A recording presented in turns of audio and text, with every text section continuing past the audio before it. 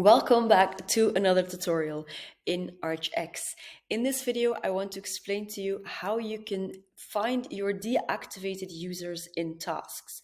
Just imagine one of your coworkers has a new opportunity, or maybe they basically just left the company and they have been deactivated as a user in ArchX, but you still need to follow up on their tasks.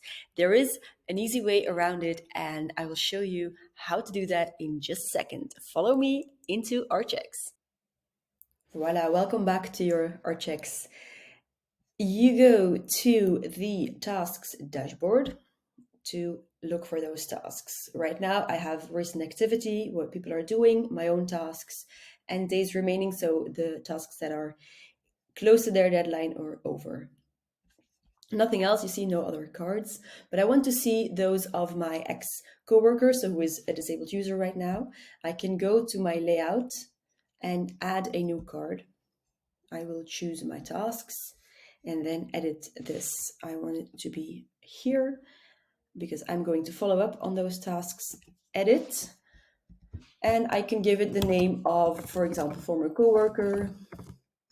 We'll just call him D. And then you go to users and you will have all your active users. And then on the bottom, you have disabled users. So he will open up the people who have been working with you. For example, just choosing one, and then save layout.